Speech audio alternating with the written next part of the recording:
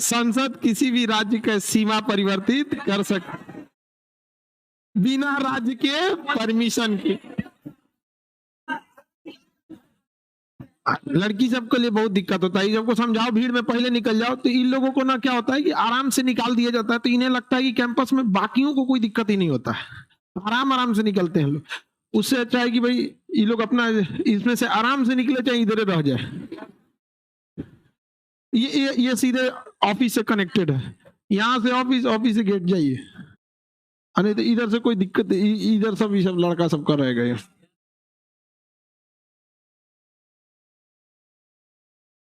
इतना खुश क्यों है? देख लड़का कितना सीधा होता है, छोटा छोटा बात में खुश हो जाता है।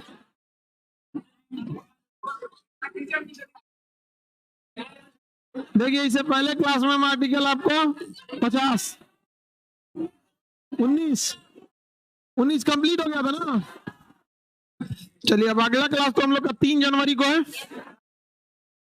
आप लोग के पास बीच में लगभग आप लोग का 70-80 घंटा है।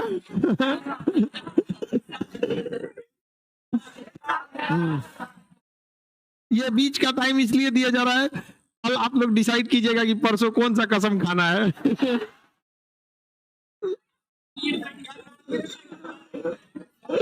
अच्छा कल ही रात में खा जाएगा सब। ओ हम लोग बड़ी कसम खाते थे अपने स्टूडेंट लाइफ में, ये अब सुधर जाएंगे लोग। कसम खा के लिखना पड़ता था ना, तो भूल जाता था मैं कौन सी का कसम खाया। हम लोग डिसाइड कर लिए।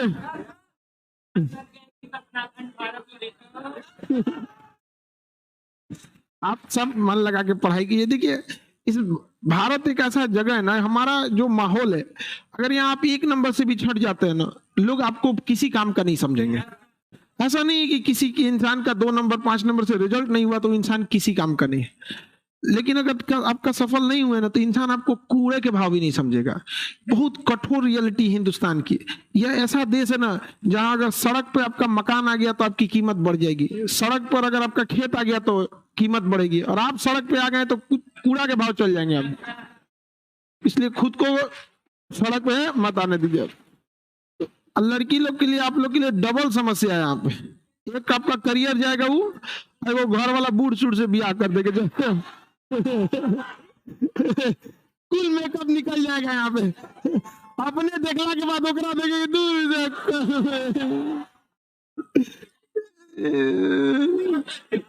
समझ में आ गया कि नहीं? फिर मेकअप भी बोझ लगने लगा दूर से। इसलिए आप लोग क्या करिए, पढ़ाई की। लड़की लोग के लिए ये बहुत गंभीर समस्या है। अगर नौकरी हो जाएगा तब ठीक रहेगा, घर वाला भी पूछेगा which one of the following is correct, नहीं तो 2 ऑप्शन देगा, 1 इज कंपलसरी।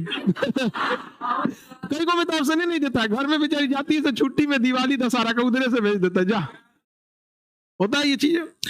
तो आपकी सफलता, आपकी जीवन आप ही के हाथ में है। वरना सफल होने का मजा तब है जब बहुत कम उम्र में आप सफल हो जाइए, वरना एक ना एक दिन तो सबको सफल होना है।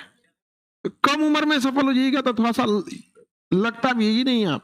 और मेहनत करने, जो सफल है असफल में, एग्जाम में, एजुकेशन में बहुत का अंतर नहीं होता है। 15 नंबर का खेल है, अब पास होइएगा या फेल होइएगा, बस 15 से भी। किसी का भी ऐसा थोड़ी होता है 100 नंबर में अगर मान के चलिए 65 कट ऑफ जा रहा है, 100 है इसका कट ऑफ जा रहा है 65, ऐसा थोड़ा कोई 3 नंबर पाया होगा। अरे सब जाया, सब आप देखिएगा 45 से 60, इसके बीच में आपको 80% लड़का मिल जाएगा, 80%। तो आप लोग इतनों नहीं हिल सकते, इसका मतलब आप हारे नहीं हैं, आप लास्ट में हिम्मत हारे हैं। आप दौड़ तो गए थे 45 तक, थोड़ा और मेहनत कर देते कहां चले जाते। इसलिए अपने आप को मत गवाइए। आप कोई पढ़ने में तेज वगैरह नहीं होता, ये दिमाग से निकाल दीजिएगा। हम अपने क्लास के सबसे बेकार स्टूडेंट थे, क्यों आज भी समझ में नहीं आता। बाद में पता चला ना कि हमारे टीचरों से बेहतर हमारे दोस्त जानते थे, वो पढ़ाते थे ठीक ठाक। टीचर को लगता था कि वो अब हम आपको अभी आर्टिकल 20 पढ़ाने जा रहे हैं, बता दें एक्स पोस्ट फैक्टो, दिमाग से उतर जाए, कौन सी बता दिए, डुअल जीव पार्टी नहीं ना। तो उसको हम आराम से ना समझाएंगे। तो दोस्त सब आराम से समझाते थे। कोशिश कीजिए अच्छे लोगों के साथ रहें। वो दोस्त भी कभी कभी बहुत हेल्प कर देते हैं और कोनो कोनो डुबाइयो देता है सब। इसलिए दोस्त वगैरह बना के रखिएगा अच्छे से। और दुनिया का सबसे खराब दुश्मन जानते हैं कौन होता है? पुराना दोस्त। अगर बिगड़ गया है तब, नहीं तो वो बना भी सकता। ये सब चीज आपको ज्यादा देर असर नहीं करती है। आते हैं तो टॉपिक पे। कल हम आपको आर्टिकल 19 पढ़ा दिए थे। हाँ, आर्टिकल 19, आर्टिकल 1 से लेके हम आपको 19 बता दिए। संविधान की आत्मा नहीं कहते, संविधान की रीढ़ कहते। आगे जब पढ़ेंगे ना तो आर्टिकल 32 को भी संविधान की आत्मा कहते हैं और प्रस्तावना को भी संविधान की आत्मा कहते हैं। तो धीरे धीरे चीजें समझ में आने लगी। अभी क्या है ना कि कुछ क्वेश्चन बनाते होंगे तो आप अटक जाते होंगे, क्योंकि आप मूल अधिकार पढ़े हैं तो 32 तो समझ में आ गया होगा, प्रस्तावना पढ़ना है लास्ट में, जबकि संविधान शुरू होता है कहां से? प्रस्तावना से। लेकिन शायद हम फर्स्ट टीचर हैं जो सबसे बाद में प्रस्तावना पढ़ाते हैं, क्योंकि हम जब शुरू किए थे प्रस्तावना से, हम भारत के लोग भारत को एक संपूर्ण प्रभुत्व संपन्न समाजवादी पंथ निरपेक्ष, और पगला गए थे हम, हमको जो ना हो तो इसलिए उसको भेज दिए लास्ट में। आगे देखें हम आज आर्टिकल 19 तक तो बढ़ा दिए थे। संविधान का क्या कहा गया था? रीढ़। संविधान का रीढ़ कहा गया, रीढ़। ठीक है। अब आर्टिकल 20 देखते हैं। आर्टिकल 20 में ना क्या है कि 3 अलग अलग प्रकार की व्यवस्थाएं की गई हैं। एक बात बताइए, कोई देश का कानून अगर इतना अजीब बना दिया जाए कि मिसयूज बहुत इजी हो जाएगा तो बहुत दिक्कत हो जाएगा ऐसे देश में रहने के लिए। इसलिए संविधान निर्माता 3 चीजों पे बहुत जोर दिए थे सर। एक्स पोस्ट फैक्टो पर, ड्यूअल ज्यूबिलिटी, और दूसरा था सेल्फ इंक्रिमिनेशन। ये आपको नहीं समझ में आया तो बहुत अच्छा बात है, किसी को नहीं समझ में आता ये, ठीक है, अभी समझ में आ जाएगा। ये टेक्निकल संवैधानिक भाषा है। टेक्निकल समझ में आ गया? नहीं, कुछ कुछ नहीं होता है, टेक्निकल भाषा होते हैं, तो वैसे ही टेक्निकल भाषा। 3 चीजें इसमें दी गई है। क्या क्या 3 चीजें हैं तो हम लोग देखते हैं। इसमें 3 चीजें, एक है x post facto. X post facto इसका मतलब क्या है कि किसी भी व्यक्ति को, ड्यूअल ज्यूबिलिटी बाद में बताएंगे, पहले इसको समझा देता है। एक्स पोस्ट फैक्टो, देखिए जब आप कमीशन लेवल के एग्जाम में जाएंगे ना तो ऐसे टेक्निकल वर्ड पूछ देता है। एक्स पोस्ट फैक्टो की चर्चा कहां मिलती है आपको? तो ये टेक्निकल चीज है।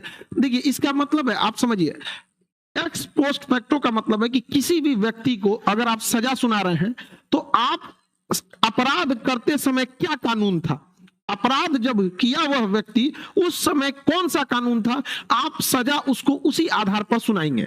अब जैसे आज के वक्त में चोरी की सजा नॉर्मल 2-2.5 साल की सजा है, लेकिन अगर आप चले जाएंगे चोरी की सजा शेर सासुरी के समय तो हाथ में काट देगा वो, तो क्या आप काट दीजिएगा उसका हाथ? नहीं।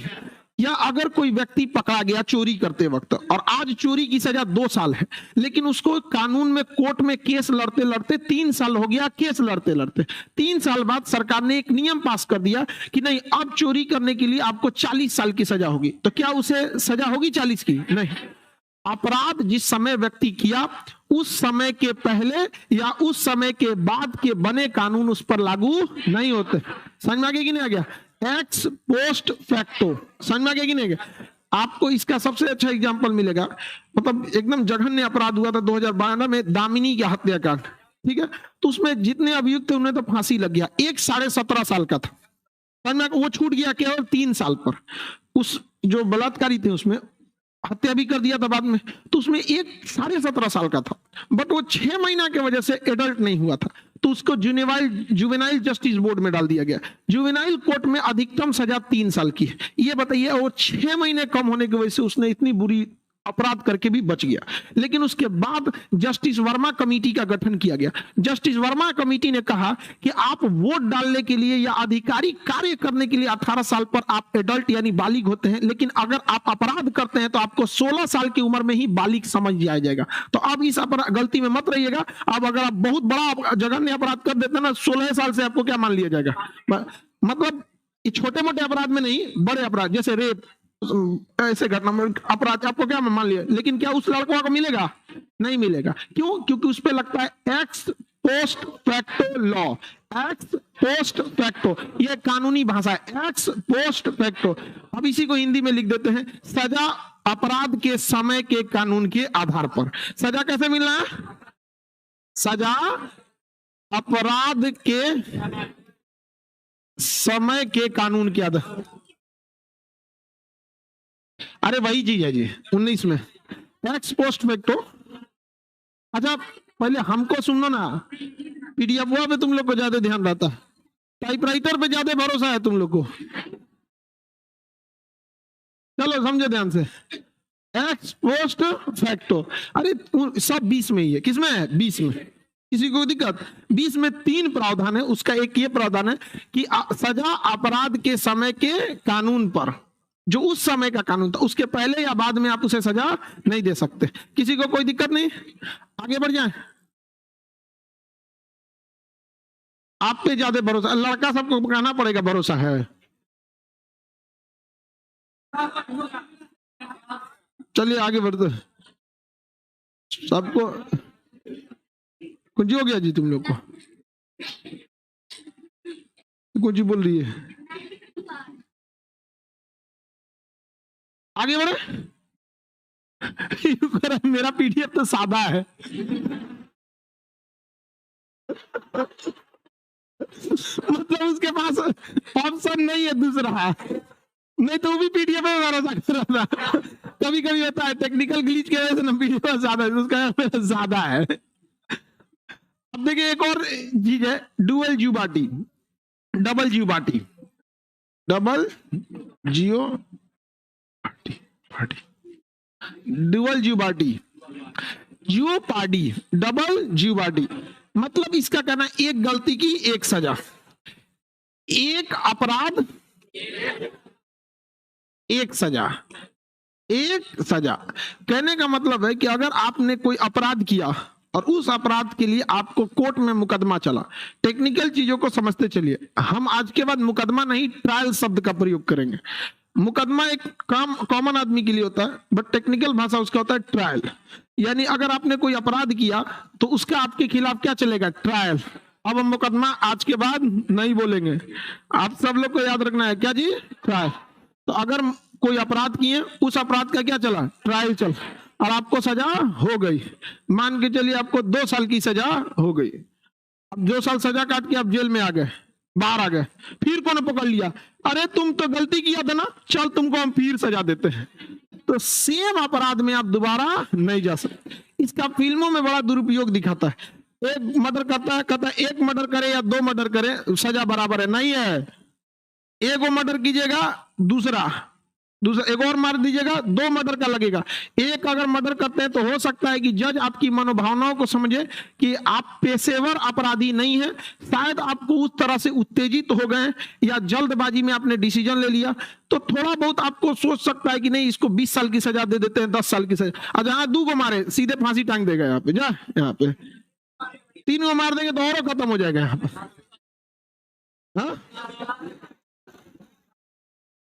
क्या कर रहा होशो हवास में, नहीं देखिए आप छोटा अपराध कीजिएगा तो जज को भी समझ में आता है। अब जैसे मान के चलिए एक लड़का ने एक पुलिस वाले के ऊपर हाथ उठा दिया था, तो जज ने उसको बहुत नॉर्मल सी सजा दिया था। रीजन क्या है कि वो मोटरसाइकिल से अपने माँ के साथ जा रहा था, तो ट्रैफिक में, अब देखिए इस आप इंसान की भी गलती क्या होती है, पुलिस को देखता है भागने लगता है। अच्छा पुलिस दौड़ा के रोकेगी, चाबी निकाले तो तुम चाबी कैसे निकाला, भाई तो तुम रुका काहे नहीं। दोनों में होता है, हालांकि उन्हें अधिकार नहीं है चाबी निकालने की, बस कुछ तू मैं हुआ होगा। अब उस लड़के की माँ पीछे बैठी थी, पुलिस वाला एक थप्पड़ मार दिया लड़का को, बस ईगो ले लिया, मेरे मम्मी के सामने मारा है, ले आओ दे दिया, उनको भी दे दिया बढ़िया से। आप बाद में मामला कोर्ट में पहुंचा, तो इस सब चीजों पे कोर्ट भी कई बार डिसीजन सुनाती है कि कई बार हम आपराधिक प्रवृत्ति के नहीं होते हैं, लेकिन परिस्थिति जन्य अपराध कर दिया जाता है। तो जज के ट्रेनिंग का एक पार्ट होता है कि आप समझिए कि आपराधिक प्रवृत्ति का है कि नहीं है। तो उसको आप देखिएगा, जो बहुत जघन्य अपराधी होता है उसके आगे लिखा होता है हिस्ट्री सीटर, समझ गया, हिस्ट्री सीटर माने बार बार अपराध करता है, पेशेवर अपराधी है वहां पर। तो किसी भी गलती की कितनी सजा मिलेगी, एक गलती की एक। लेकिन ऐसा मत समझिएगा, अब जैसे आप देखिए दामिनी जो थी, हत्या जब हुआ था उसके साथ कई सजा सुनाया गया था उसको। क्यों, सबसे पहले उन्होंने समूह में मिलकर अपराध किया, धारा लग गया 34 सामूहिक अपराध, सबूत मिटाने की कोशिश किया, उसके लिए अलग से सजा। उस लड़की का अपहरण किया 365, अलग सजा। समझ में आ गया कि नहीं? रेप किया 376 अलग सजा, 4-5 मिलकर रेप कर दिए यानी गैंग रेप 376 भी उसकी अलग सजा, उसका पैसा उठा लेके चल गए 394 डकैती उसकी अलग सजा, उसके बॉयफ्रेंड को मारने की कोशिश किया गया 307 अलग सजा, और लड़की मर गई उसके लिए अलग व्यवस्था। अब समझ में आ रहा है ना? अब इस अपराध में मत रहिएगा कि जज, अगर केवल आपके ऊपर लगता 307 यानी आपने मारने की कोशिश किया है तो जज को लग जाता है कि नहीं, देखते हैं क्या मामला था। लेकिन जिस दिन जज के पास ऐसा हो जाएगा आपका चार्जशीट, आपको आगे पढ़ाएंगे चार्जशीट एफआईआर के बाद होता है, पहले पन्ना पे लिखल होता है क्या जज देखते कहे चोटा कहीं जज को ये सब नहीं पता होता है ना कि आपने क्या किया है, उस केवल ये देखता है 365 कोनो को उठा ले गया है, किडनैपिंग, समझ में आ गया कि नहीं? तो ऐसे गलती मत रहे, तो देखता है अगर मान के चलिए 376 रहेगा रेप, तो उसमें जज को लगता है कि नहीं, सोचता है कि चलो सजा कानूनी के हिसाब से दिया, 376 भी लगा दिया गैंग रेप, जज भी कहता आओ बाबू अब तो राम देखते यहाँ पे श्रम के साथ जेल में रखा जाए। अगर कह लेगा नॉर्मल कारावास तो जेल में रहिएगा, और कह देगा शारीरिक श्रम के साथ तो चक्की पिसवाएगा, डेली दे देगा 40 किलो सरसों निकालते इस गलत फहमी में मत रहिए, काम कराता है, टारगेट दे देता है, 2 कुंटल लकड़ी दे देगा, चीरो चीर के दीजिए, अरे पत्थर उत्तर सब तोड़वा देता है सब। अच्छा होली के ये आप देखिएगा ना, बहुत रंग गुलाल वगैरह बनाने के लिए दे देता है, कुछ ना कुछ काम करा देगा आपको, फैक्ट्री में नहीं, हाँ तेल निकाल के तेल भेज देगा फैक्ट्री में, नहीं उसी में तेल पेर के उसी से सवेरे सब्जी बनेगा वही खाना जेल के अंदर कोई अलग से स्टाफ नहीं रहता, खाना इन्हीं बनाना पड़ता है, इन्हीं को परोसना होता है, नाली इन्हीं को साफ करना रहता है, बाग बगीचा इन्हीं को साफ करना रहता है, अंदर कोई नहीं रहता, अंदर मार धर कीजिएगा तो पुलिस वाला बचाने भी नहीं आता है, इसलिए नया नया रहिएगा ना तो पुराना बड़ी मारता है, कहते इधर इधर इधर पर दबा तमरा, आप क्या कहेंगे नहीं दबाएंगे, यहाँ सब छाट ले आता है, ले चल लेंगे हम, बहुत मार मारता है जेल के अंदर, बहुत दुर्दशा होते हैं। क्या जी? अपहरण, अपहरण जघन्य अपराध है, बहुत बड़ा जघन्य अपराध है, मतलब अगर कोई अपहरण करके ले गया तो मार भी सकता है, जान से भी मार सकता है, अपहरण बहुत जघन्य अपराध है, नॉन बेलेबल है। बेलेबल उसे कहते हैं जिसे थाना आपको पुलिस दरोगा देखेगा आपको छोड़ सकता है, और नॉन बेलेबल उसे कहते हैं जिसमें जज छोड़ सकता है, पुलिस नहीं छोड़ सकती है। नॉन बेलेबल का मतलब ही नहीं होता कि छुटबे नहीं कीजिएगा, अगर पुलिस छोड़ दे तो होता है बेलेबल, जैसे 107 लग जाता है नॉर्मल लड़ाई झगड़ा में, और एक होता है नॉन बेलेबल जिसमें केवल जज को पावर है आपको छोड़ सकने का, तो जज के पास जाइएगा सर, कटघरा में खड़ा रहिए हाथ जोड़ के, सर यहाँ वकील बतियाएगा सब ने मार दिया है समझ में आ गया कि नहीं? अब देखिए वो कितना अपराध करते गया, समझ में आ गया कि नहीं? इससे क्या होती है ना कि जज के दिमाग में इंप्रेशन बैठ जाता है कि ये नॉर्मल अपराधी नहीं। तो बताइए डुअल ज्युडिटी समझ में आ गया कि नहीं आ गया? अगर आप किसी को सजा सुना दी है तो दोबारा पकड़ के उसी आदमी को उसी केस में नहीं सजा सुना सकते। देखिए एक ही धारा 2 बार लगा था नहीं, जैसे रेप में सजा है, गैंग रेप में उससे बड़ा सजा। बोलो क्या बोल रहे? अरे यार फालतू का क्वेश्चन में पूछा करो, यहाँ पे भारत में ऐसा नहीं होता, ठीक है? आगे बढ़ते हैं, चलिए ये यूरोप का कल्चर है, भारत का नहीं है, समझ में आ गया कि नहीं है? और थोड़ा सा संस्कार तो घर वाले सिखा के भेजे होंगे कि कहाँ कौन सा सवाल पूछना चाहिए कौन सा नहीं, इतना तो हम उम्मीद करते हैं कि माँ बाप से संस्कार मिला होगा आपको, लेकिन देख के नहीं लगता आपको, ठीक है? Don't cross your limit otherwise I will cross my limit. चलिए आप हमको ही मत सोचिएगा कि हमारे लिए कोई बहुत बड़ा सिद्धांत रहता है। My attitude is depend on the person who is standing upon मी। चलिए ध्यान से देखिए, चलिए देखिए ध्यान से, वही सब नहीं, ज्यादा डिस्टर्ब नहीं किया करिकला। बोलिए वो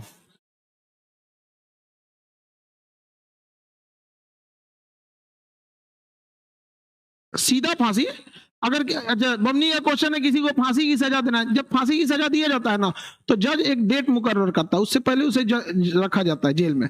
ये डिपेंड करता है कि किसी व्यक्ति ने कैसा अपराध किया है, ठीक है?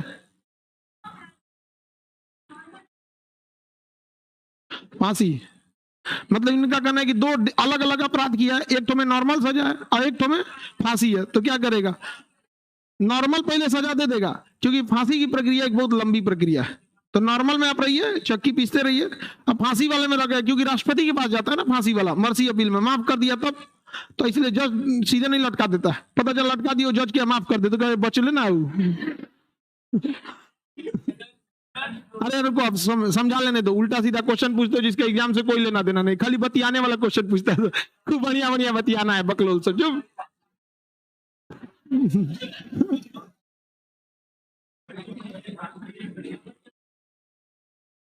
सेल्फ इंक्रिमिनेशन,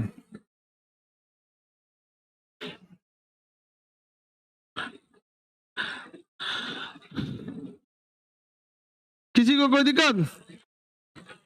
सेल्फ इंक्रिमिनेशन मतलब अपने खिलाफ आप गवाही नहीं दे सकते। आपको अपने खिलाफ क्या नहीं देता है? गवाही नहीं दे सकते, अपने खिलाफ गवाही नहीं दे, यानी आप खुद से संरक्षण कर सकते हैं। अपराधी अपना भी संरक्षण कर सकता है, कोई भी व्यक्ति अपने खिलाफ संरक्षण नहीं, मतलब गवाही देने के लिए उसे मजबूर नहीं कर सकते। बताइए, एक्स पोस्ट फैक्टो मतलब क्या होता है?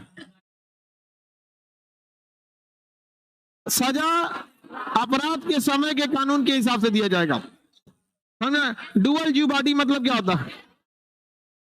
एक गलती की एक सजा, एक गलती की एक सजा। सेल्फ इंक्रिमिनेशन, अपने खिलाफ आप गवाही नहीं दे, इसलिए आप देखिएगा पुलिस के कितनों, अगर गलती पकड़ा गया ना, पुलिस पीटे पहले को धाम किए हैं एकदम चुपचाप यहाँ पे, क्योंकि पुलिस के सामने दी गई गवाही मान्य नहीं होता। कोर्ट में जाइएगा तो कोर्ट में पुलिस को बाहर रख दिया जाता है, पुलिस वालों को कोर्ट वकील में या पुलिस में थोड़ा भी नहीं जमता है, थोड़ा भी नहीं जमता है, तो सांप नेवला की तरह होता है। वकील से पुलिस वालों को बहुत अजीब डिजाइन से देखते हैं, समझ आ गया कि नहीं? बहुत उल्टा, और जज लोग के भी दिमाग में बैठा रहता है, पुलिस वालों को अजीब डिजाइन से झाड़ देते हैं लोग वहां पे। खैर, ये देश का एक कानून है कि किसी को ये ना लगने लगे कि हम ही सुप्रीम है, नहीं तो अगर पुलिस वाले के ऊपर कोर्ट नहीं रहेगा तो किसी को उठा ले जाए सब। बहुत जरूरी है कोर्ट, कोर्ट के ऊपर किसी का दबाव नहीं चल पाता, लेकिन फिर जज के लिए भी एक दबाव है कि आप कोई भी सजा सुनाने से पहले वो सजा किस कानून के तहत सुना रहे हैं, आप कानून बताइएगा। अपने मन से नहीं सुना, फांसी दे देना, तो दिखना पड़ेगा ये गलती थी, ये इस कानून पर फिट बैठ रहा है, अतः इस आधार पर मैं इसे सजा सुना रहा हूं। ये नहीं ये खीरा चुराया है 40 साल।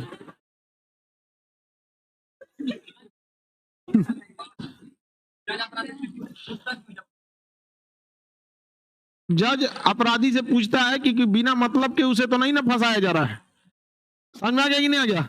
उससे पूछना जरूरी है ना, वो भी कुछ कहना चाहता है। कई बार ऐसा होता है कि आप अपराध में डायरेक्ट शामिल नहीं होते हैं, इनडायरेक्टली शामिल हो जाते हैं, तो आपको कम सजा देगा, समझ में आया कि नहीं? जैसे आप 4 को आदमी जा रहे हैं, आप लोग दोस्त लोग, अब कोनो मिल के कोनो को मार दिया, आप साथ हैं तो पकड़ाएंगे तो आप भी, तो आपको कम से कम सजा मिलेगा ना।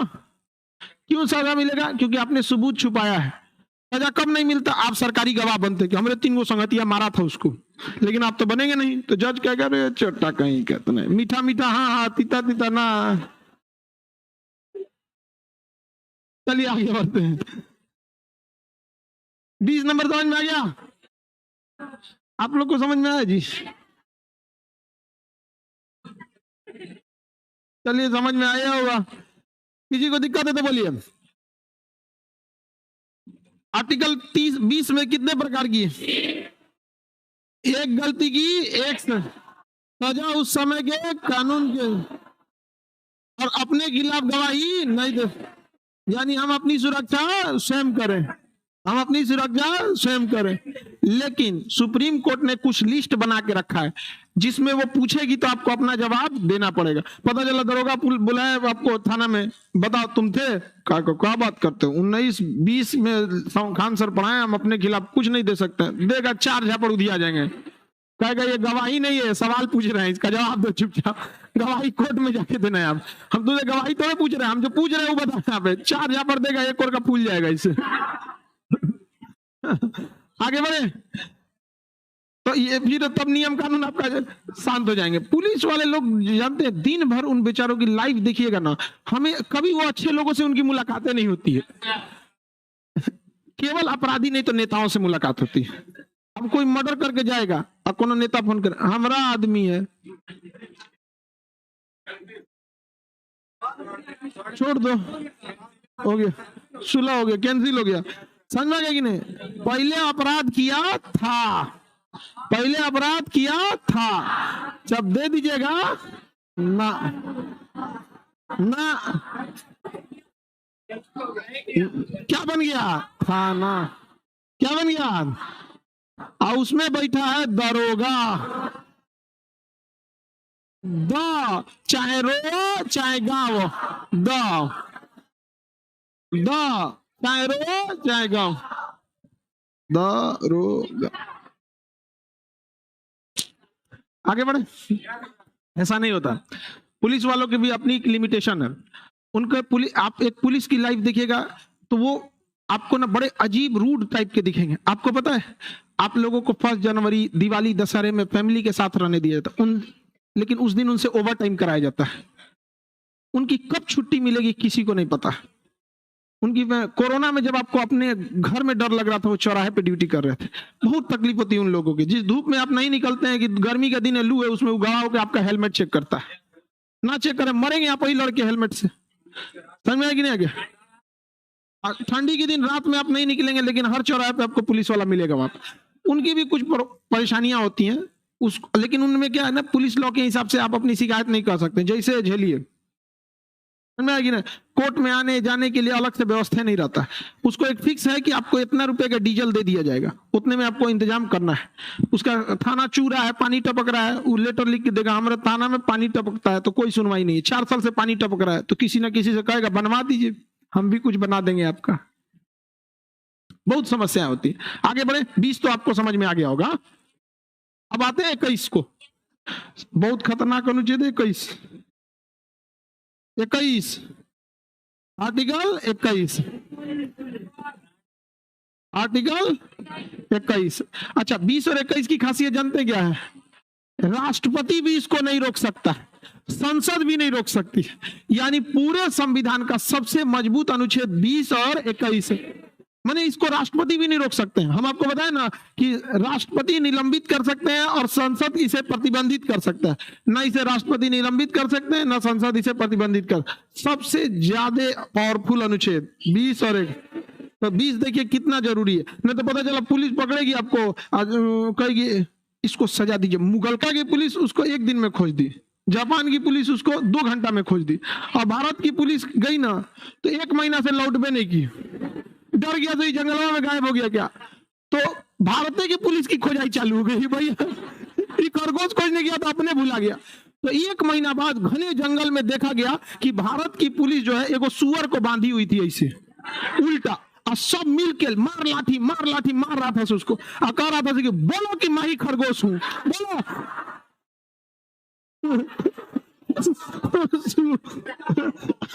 सुअर परेशान था, कर हम कहां से खरगोश। तो समझ रहे हैं, मार के तो भूसा उतार देगा सबका। हाँ, वो बेचारा 1 महीना से उसको गवाही दिला रहा था। तो क्या आप अपने खिलाफ गवाही दे सकते हैं?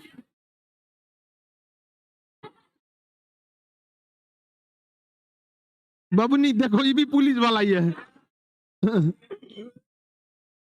छोटकी लड़कियां जो होती है नहीं, बड़ी बदमाश होती है। जितना ही छोट साइज की रहते, कहीं हट जाएगी सब एकदम ऐसे, एकदम हल्ला करते रहेगी सही से। चलो इधर देखिए, आर्टिकल 21 में है प्राण एवं दैहिक स्वतंत्रता। प्राण एवं दैहिक स्वतंत्रता, दैहिक स्वतंत्रता, स्वतंत्रता दोनों तरह हो गया, संभाल लीजिए। अरे वो स्वतंत्रता ही है। Life and personal liberty, life and personal liberty. किसमें चर्चा है इसकी?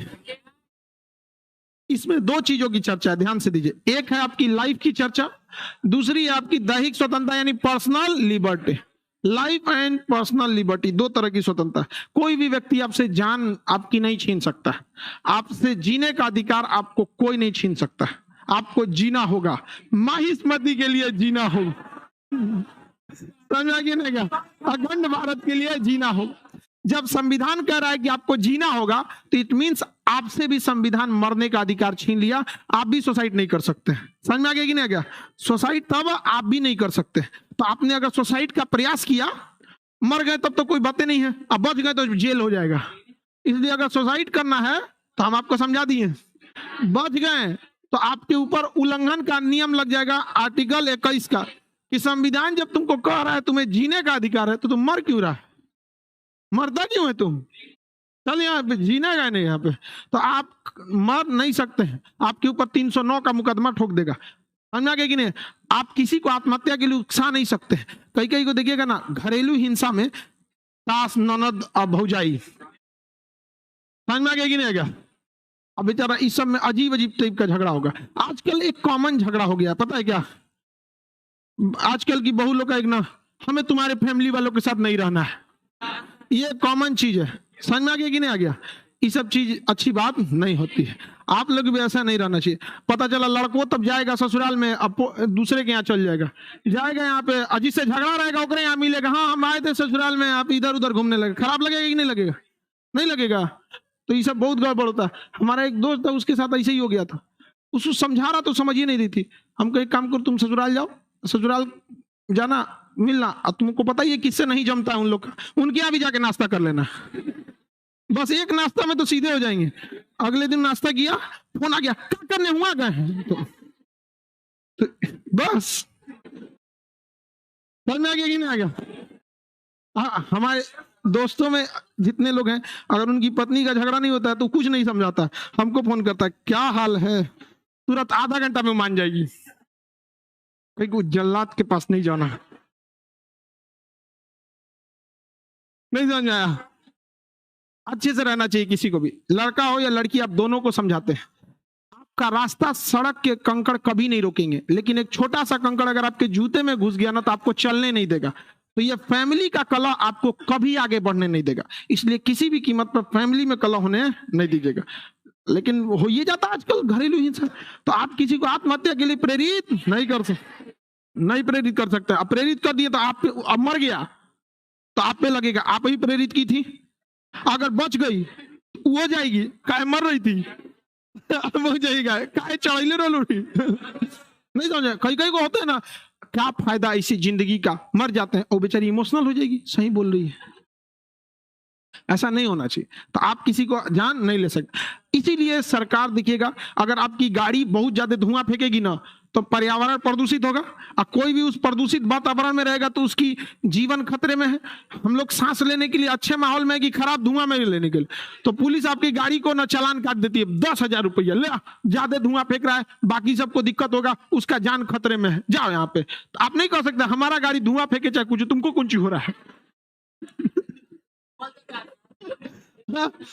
हाँ हाँ बोल देता है। तो वो सब पुलिस को इतना थोड़े समझाएगा, ज्यादा बोलिएगा तो साइड में लाएगा आपको, फालतू बहस नहीं करना चाहिए। समझ में आ गया कि नहीं आएगा? दिन भर वो बेचारा सुबह से एकदम उसका दिमाग झगवाइल रहता है। आगे बढ़े, इसलिए आप देखिएगा, आप पुलिस आप मोटरसाइकिल पर आएंगे, हेलमेट नहीं लगाएंगे ना, तो हेलमेट नहीं लगाएंगे, एक्सीडेंट होगा तो मर जाएंगे आप, लेकिन संविधान आपको मरने नहीं देगा। तो पुलिस को कहा गया कि जो भी ऐसे मरने की तैयारी में जा रहा है पकड़ो उसको, फाइन लगाओ।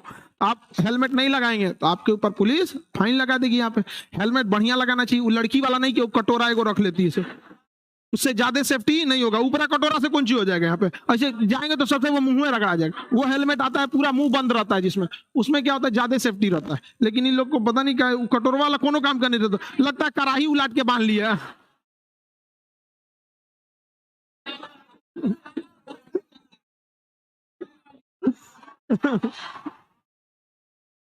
अरे आप लोग नहीं देखे उसको क्या जी? देखिए, ई बबनी का कहना है कि लड़कियां गाड़ी बहुत अच्छे से चलाती हैं, इसलिए उनको उसी हेलमेट से काम चल जाए। आप अच्छे से गाड़ी चला रही हैं, पिछुआ से कोनो बकलोलो आके एक बुलेट से मारेगा ना तो स्कूटी जाएगा पता नहीं किधर, पता नहीं स्कूटी में रहता कौन चीज है एक तो स्कूटी, हमसे स्कूटी नहीं चल पाता है, डर लगता है, बिना दिमाग का तो आइडिया भाग जाएगा इसे। अरे उसमें क्लच नहीं होता है, हम लोग को आदत होता है क्लच लेके आराम से बतिया रहे हैं ऐसे ऐसे, एक बार हम स्कूटी चला रहे थे, गए हम भाग गए हैं, उसके बाद हम हाथ जोड़ लिए, ना भाई बिना दिमाग का गाड़ी हमसे ना चलेगा।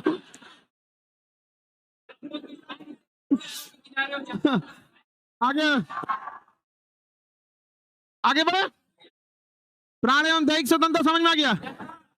आप क्या आत्महत्या कर सकते हैं? आत्महत्या नहीं कर सकते। क्या आप पर्यावरण को प्रदूषित कर सकते हैं? नहीं कर सकते हैं। क्या आपकी गाड़ी ज्यादा धुआं दे सकती है? नहीं। क्या आप बिना हेलमेट जा सकते हैं? हेलमेट बिना नहीं जा। सीट बेल्ट लगाना जरूरी है। तो 4 व्हीलर में सीट बेल्ट लगाना, सीट बेल्ट से बहुत जान बच जाती। एक्चुअली एक्सीडेंट एयरबैग तो गाड़ी को देना मैंडेटरी है। आज कोई भी भारत की कंपनी अगर गाड़ी बनाएगी तो उसके आगे एयरबैग देना पड़ेगा। एयरबैग ऐसा सिस्टम होता है, एक्सीडेंट होगा ना तो गाड़ी पे अगर ज्यादा झटका लगेगा तो आगे एक तो तकिया ऐसा खुल जाएगा, आपको दिक्कत नहीं है। लेकिन अगर आप सीट बेल्ट नहीं पहने हैं ना तो आपको इतना जोर से सीना पे चोट लगेगा ना कि टूट जाएगा, यहाँ पे व्यवस्था, मर जाएंगे वहां पे। तो इसलिए अब सीट बेल्ट लगाना होता है। सीट बेल्ट गाड़ी का एक ऐसा सिस्टम होता है जिसे आराम से खींचिएगा तो कितनों खींचा जाएगा, और जहां झटका से खींचेगा वहीं लॉक हो जाएगा। तो जैसे गाड़ी झटका लगेगा वहीं लॉक हो जाएगा। आप यहां रुक गए, आगे एयरबैग हो गया, तो आपके एक्सीडेंट में मरने की संभावना बहुत ही कम हो जाती है। अभी एक बहुत प्रमुख साइरस मिस्त्री, उनकी गाड़ी BMW थी, लेकिन वो सीट बेल्ट नहीं पहने थे। उनकी कोई लेडी चला रही थी, कौन,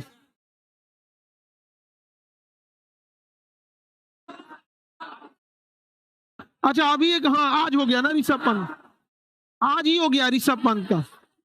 तो वो तो जस्ट अभी की घटना है, 2-4 घंटे पहले की होगा, आज आज ही। तो उसमें आग लग गई उनके गाड़ी में, अभी जस्ट अभी हुआ है, एक्सीडेंट हुआ उसके बाद आग लग गई गाड़ी। तो ये तो एक अलग टाइप की घटना हो गई, पूरी गाड़ी ही जल गई है वहां पे, समझ में आ गई। उत्तराखंड में, हाँ। चलिए अब ध्यान से समझते हैं। तो आपको प्राण की स्वतंत्रता समझ में आ गया। आपसे कोई जीने का अधिकार छीन सकता है? कोई जीने का अधिकार आपसे नहीं छीन सकता। आप किसी को आत्महत्या के लिए प्रेरित कीजिएगा, अगर प्रेरित करते हैं पकड़े गए तो, हाँ, सब चीजों से बच के रहिएगा। समझ में आएगी नहीं आएगा। और कभी भी एक चीज लाइफ में हमेशा याद रखिएगा, अगर कहीं लाइफ का दिक्कत आता है, जैसे पारिवारिक कलह होता है, तो कोशिश कीजिएगा किसी का भी सुने, लेकिन माने घर वालों की, क्योंकि आपके घर को बचाने के लिए आपके ही घर वाले सोचेंगे, पड़ोसी नहीं सोचेगा कि आपका घर बस जाए। यहाँ पर अमूमन यही गलती होता है कि लोग दूसरे से सोचने लगते हैं। यहाँ पर लड़की लोग में अक्सर क्या होता था, दीदी से पूछती हैं, अरे दीदी बड़का बड़ी सुकरात ना है, समझ में आ गया। अरे पूछना है तो बढ़िया किसी दिमाग वाले से पूछो, दीदी पे आगे देखिए, यहाँ पे करिए, हमसे पूछे, हम तो यहाँ समझा ही रहे हैं, नहीं समझाते हैं। चलिए अब ध्यान से देखिए, पर्सनल लिबर्टी में क्या होता है, हमारी दैहिक स्वतंत्रता है, पर्सनल लिबर्टी है। हम अगर अकेले रहना चाहें तो हमें कोई जबरदस्ती ही नहीं कर सकता, अकेले क्यों रह रहे हो। तो एकांतवास में हम रह सकते हैं। हमारा मन, हम विदेश घूमना चाहें हम विदेश में घूम सकते हैं, ये हमारी मन है। हम अगर कोई चीज छुपाना चाहते हैं प्राइवेसी के तौर पर, हम ना बताएंगे तो हमारा लिबर्टी है। समझ में आ गया कि नहीं। हम कुछ भी लिबर्टी, पर्सनल लिबर्टी कर सकते हैं। समझ में आ गया कि नहीं आ गया। किसी को दिक्कत, हमसे जबरदस्ती कोई चीज नहीं उगलवा सकता है। लेकिन अगर हम अपराध किए हैं तो गवाही के तौर पे जज पूछ सकते हैं, लेकिन मार धार के नहीं। आगे बढ़े तो बताइए, एकांतवास में रहने की स्वतंत्रता किसके अंतर्गत आता है? एकांतवास में विदेश भ्रमण, हम विदेश में घूम सकते हैं, हमारा पर्सनल लिबर्टी है। दैहिक स्वतंत्रता हमारी पर्सनल है। समझना कि नहीं है। दैहिक प्राइवेसी दैहिक निजता का अधिकार, कौन सा निजता, इसे 2017 में जोड़ा गया था। इसे कब जोड़ा गया? 2017। आपकी प्राइवेसी है, आप ऐसा नहीं कर सकते, किसी से आप उसकी निजता का अधिकार नहीं छीन सकते। इसलिए आप किसी से जबरदस्ती मोबाइल का पासवर्ड नहीं निकाल सकते, इसलिए पुलिस जब पकड़ती है तो पासवर्ड नहीं। इसलिए देखिएगा कई लोग जो होते हैं जिनके पास सीक्रेट जानकारी या कुछ ऐसे रहती है, वो आईफोन रखते हैं। आईफोन का एक ऐसा सिस्टम है कि अगर उसका पासवर्ड आप क्रैक कीजिएगा तो हो जाएगा, लेकिन उसके अंदर जो भी डाटा है, फोन, मेमोरी, कॉन्टेक्ट नंबर, जैसे नया मोबाइल होता है ना, मारेगा सब इरेज कर देगा, वो A to Z खत्म कर देगा। इसलिए देखिएगा आईफोन लोग इसीलिए रखते हैं। और हमको लगता है कि कई वो ऐसे ही नॉर्मल आदमी भी आईफोन ले लेता है, कहते हैं काहे लिए, तो कहता है कि प्राइवेसी। अरे कौन सी तुम कौन सी घरवा में कौन सी इसरो का रॉकेट छोड़ रहा है क्या तू घरवा में से? प्राइवेसी नाम का चीज नहीं है। अजब हाल है भाई प्राइवेसी। अरे प्राइवेसी की जैसे नॉर्मल प्राइवेसी, कौन सी का प्राइवेसी नहीं समझ में आता। ऐसा लगता है कि भाई रॉ का चीफ यही है। हमेशा अपनी जरूरत के हिसाब से ही कोई चीज खरीदना चाहिए। खैर आपको पिताजी का पैसा है, फूंक दीजिए, हम क्या कर सकते हैं। प्राइवेसी मतलब क्या? निजता का अधिकार। निजता का अधिकार यही होता है कि हमसे कोई मेरी प्राइवेट चीजों को हमसे आप जबरदस्ती नहीं पूछ सकते। कई को मीडिया वाला जबरदस्ती हमसे नाम पूछता है, सब हम बता सकते हैं। आर्टिकल किसमें है? 21।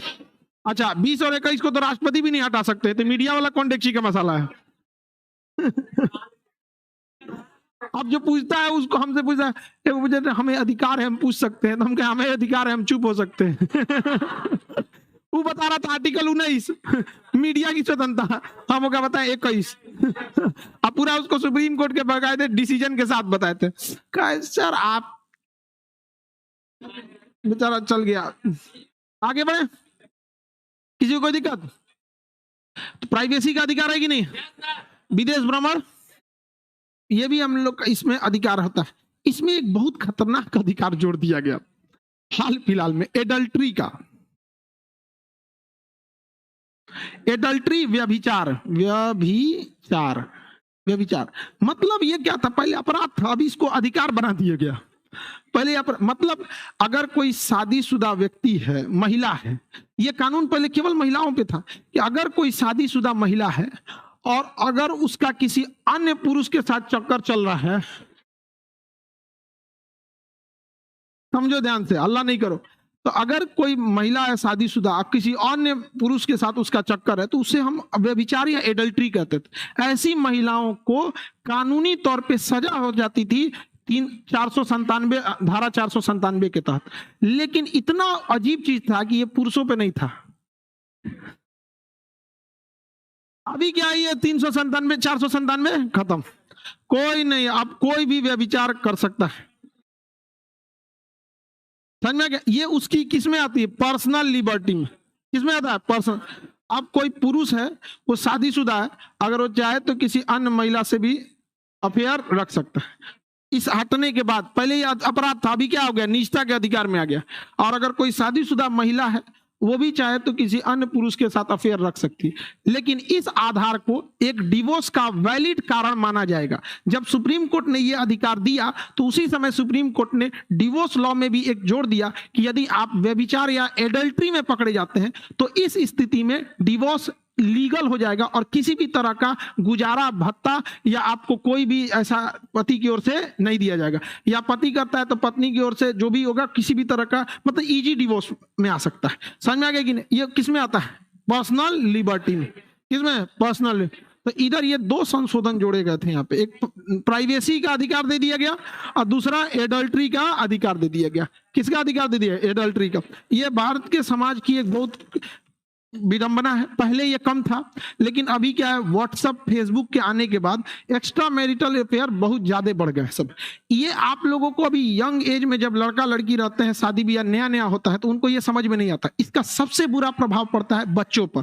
क्या प्रभाव पड़ेगा? उन बच्चों को जब उसको पता चलेगा बड़ा होकर कि उसके बाप कहीं और फसल है, माई कहीं और फसल,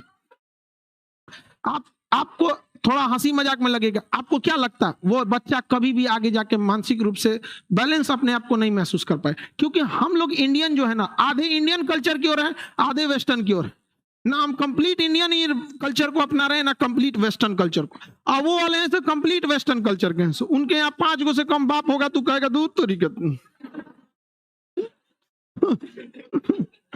अरे जितना वो सब गया, हम लोग जितना गाय ना पालते उतना वो बाप रख ले रहता है सब।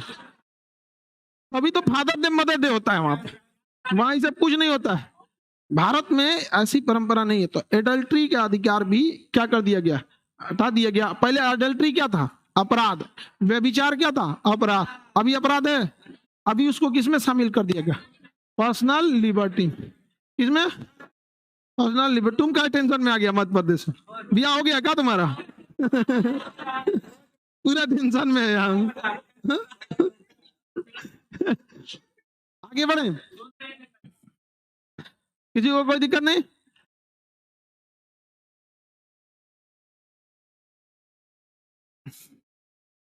इसमें तो हम सब इंग्लिश हिंदी दोनों समझाइए दे रहे हैं, नहीं समझा रहे हैं तो खकोर रहा है सर इंग्लिश में, लिख रहा है हिंदी में,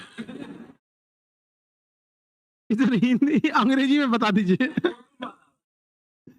इसे कहीं समझ में आ गया? बहुत ज्यादा अधिकार दिया है, तो 20 और 21 को सुप्रीम कोर्ट भी नहीं रोक सकता। सुप्रीम कोर्ट तो क्यों रोकेगा? सुप्रीम कोर्ट, हाई कोर्ट तो मूल अधिकार का रक्षक है, हाई दूगो ना भक्षक है सब। कौन? संसद तो पूरा अजगर है, घोट जाता है, खत्म कहानी, ना मिल तो अब कब हो। राष्ट्रपति तो कुछ समय के लिए रोक देते हैं, जैसे मान के चलिए चुनाव का समय है या देश पर आक्रमण हो गया, तो इस स्थिति में रोक सकते हैं। किसी को कोई दिक्कत है तो बोलिए। 20 से कई समझ में आ गया? बोलो। हाँ, पर्सनल लिबर्टी है आपकी, आप अपने पसंद से शादी कर सकते हैं, लेकिन तुम्हारा हो नहीं सकता। नहीं, बोलिए। ले, इनका बमनी का क्वेश्चन है, किसी के ऊपर केस हो गया है तो नौकरी हो सकता है। समझिएगा इस चीज को ध्यान से, अगर आपके ऊपर केस चल रहा है तो आपको फॉर्म भरते समय वहां टिक लगाना पड़ता है कि आपके ऊपर कोई केस चल रहा है। अब जब जॉब हो जाता है ना, तो वहां जाके आपको जो रिक्रूटमेंट अथॉरिटी होती है उसको अपने केस का डिटेल देना होता है। अगर वो नॉर्मल केस है तो आपका जॉब हो जाएगा, और नॉर्मल नहीं है, सजा अगर 2 साल से ज्यादा का हो गया तो जॉब नहीं देगा, वो अलग अलग उस पर है। लेकिन अगर आपने फॉर्म भरने में टिक ही नहीं किया है तो वो आपको हटा देगा। इसलिए फॉर्म भरते समय टिक जरूर कीजिएगा, क्योंकि वो टिक नहीं है, वो डिक्लेरेशन है। हाँ, जिसको केस हो गया ना उसको टिक लगाना होता है। तो क्या दिक्कत है? टिक लगा दीजिए ना वहां पे, वेरिफिकेशन में कह दीजिएगा कि जब फॉर्म भरे थे तो नाम था, अभी हट गया है, कोई दिक्कत नहीं। डिक्लेरेशन होता है, उसको भरना अनिवार्य है, उस पर यस या नो, अगर है केस तो क्या भर दीजिए, अब वहां जाके बाद डिक्लेरेशन में कर दीजिए, लेकिन भरना जरूरी होता है उससे, कोई नहीं। हाँ, तो जानबूझ के दे देता तो रिक्रूटमेंट में जो रहता है वो भी समझता है। समझ में आ गया कि नहीं? सजा नहीं होना चाहिए, केस से कोई बहस नहीं, सजा नहीं होना चाहिए। बोलिए बाबू। अरे तेज बोल के दाद नहीं सुन।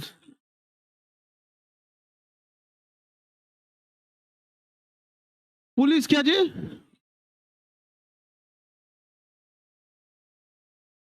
रिकॉर्ड में नाम?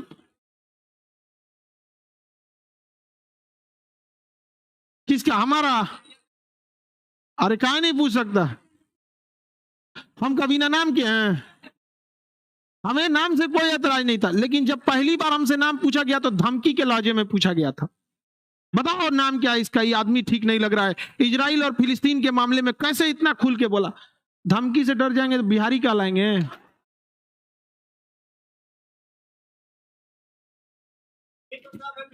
समझ में आ गया कि नहीं आ गया? हमें कोई ऐतराज नहीं है, हर इंसान, लेकिन जो पहली बार पूछा गया था ना, पूछने का लहजा खराब था, जो यहां चोट लग गया। समझ में आया? चलिए, तुम हमारे पीछे कौन, हमारे बारे में कौन सी करेगा जान के? हम बस पढ़ाते हैं, बस। हम कोई चीज, सब चीज पढ़ाई से रिलेटेड पूछिए। 3 महीने की सजा हो गई तो जेल होगा। मतलब आपका क्वेश्चन है आधा है, हम क्या बोले? मतलब नौकरी होगा कि नहीं होगा? नहीं हो जाएगा, नौकरी में कोई दिक्कत नहीं आएगा। देखिए, 2 साल से जिसमें ज्यादा की सजा होती है ना, उसको बड़ा अपराध माना जाता है, उससे नीचे की सजा को बड़ा अपराध नहीं माना जाता।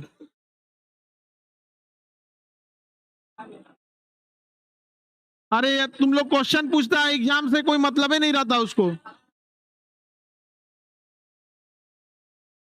बोलो,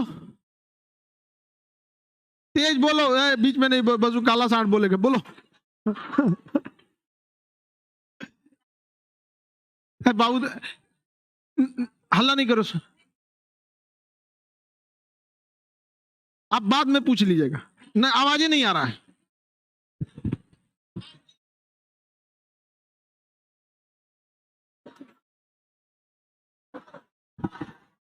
वहीं रुको, वहीं रुको, बेवकूफ, उधर ही जाओ। क्लास खत्म हो जाएगा तो आप पूछ लीजिएगा, ठीक है? हॉल बहुत लंबा है ना, नहीं जाता है आवाज यहाँ पर। अब हम माइक निकाल के तो चिल्लाते रह, नहीं जाएगा। जब क्लास खत्म हो जाएगा तो आप आके पूछ लेंगे, तो हम आपको कोई डाउट नहीं रहेगा। समझ में आ गया? देखो ये क्वेश्चन पूछ रहा है, ऐसा लगेगा बहुत बढ़िया क्वेश्चन पूछेगा, सुनो बोलो। देखो इनका क्वेश्चन है, सुनिए, सुप्रीम कोर्ट का जज अपराध कर दे तो क्या होगा? सुप्रीम कोर्ट में उनके खिलाफ मुकदमा चलेगा, अन्य जज उन्हें सजा सुनाएंगे। संविधान से ऊपर कोई नहीं है। यहाँ तो प्रधानमंत्री और राष्ट्रपति जाते हैं लोग। हाँ हटेंगे पद से, अगर बड़ा अपराध कर देंगे तो हट जाएंगे पद से। वो कोई बड़ी थोड़ी विधि के समक्ष समानता। पढ़ा ही ध्यान से, कानून के आगे सब बरम। अब मिलेंगे हम लोग 3 जनवरी को। हैप्पी न्यू ईयर सबको।